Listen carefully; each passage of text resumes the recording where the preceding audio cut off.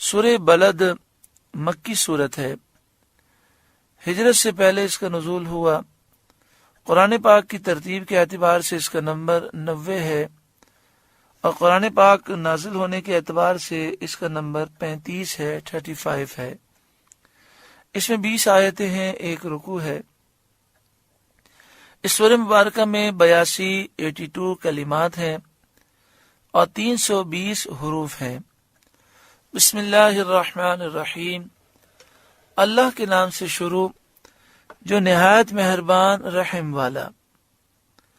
لا اقسم بہذا البلد، مجھے اس شہر کی قسم، یعنی اس شہر مکہ مکرمہ کی قسم۔ وانت حل بہذا البلد، کہ اے محبوب آپ اس شہر میں تشریف فرما ہیں۔ اس آیت سے معلوم ہوا کہ یہ عظمت مکہ مکرمہ کو سید عالم صلی اللہ علیہ وآلہ وسلم کی رونق افروزی کی بدولت حاصل ہوئی۔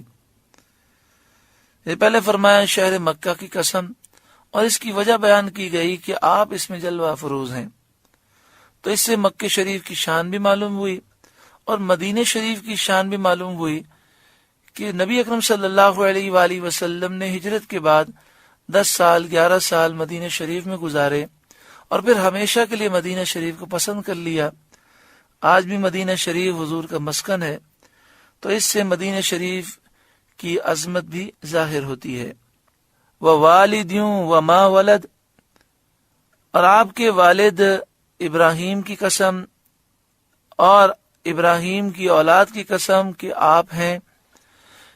یہاں والد سے مراد ابراہیم علیہ السلام ہیں، اور وما ولد سے مراد حضور ہیں کہ آپ ابراہیم علیہ السلام کی اولاد سے ہیں۔ ایک قول یہ بھی ہے کہ والد سے مراد سید عالم صلی اللہ علیہ وآلہ وسلم ہے، اور اولاد سے مراد آپ صلی اللہ علیہ وآلہ وسلم کی امت مراد ہے، چونکہ امت روحانی اولاد ہوتی ہے نبی کی۔ امت نبی کی روحانی اولاد ہے، اور نبی امت کے لیے روحانی باپ ہیں۔ لقد خلقنا الانسان فی کبد، بے شک ہم نے انسان کو مشقت میں رہتا پیدا کیا، یعنی انسان پیدائش سے لے کر موت تک مشقت ہی میں رہتا ہے۔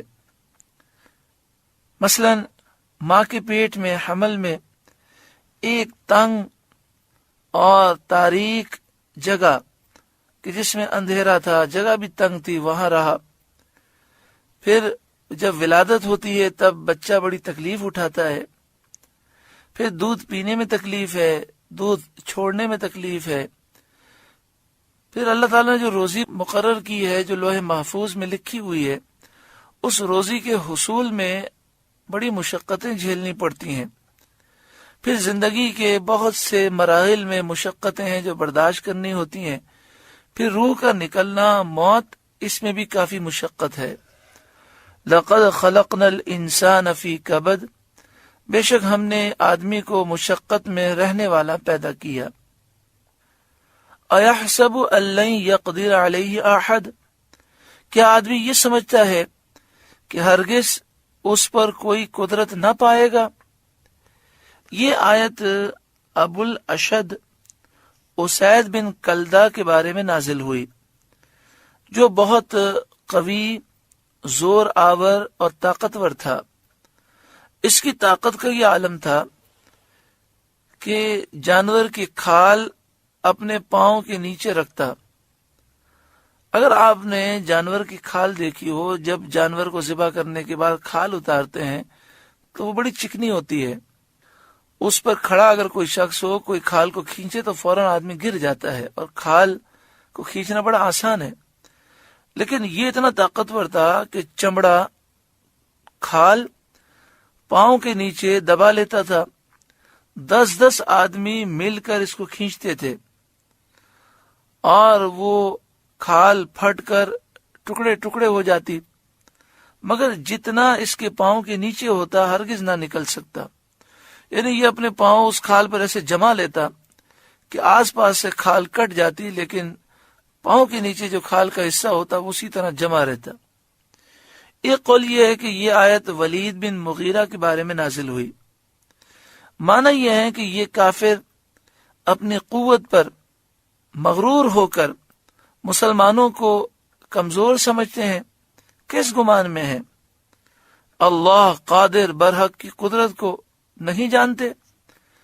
اس کے بعد اس کافر کا قول نقل فرمایا کہ یہ کافر یہ کہتا ہے، یقول کہتا ہے، اہلکت مالا لبدا، میں نے ڈھیروں مال فنا کر دیا۔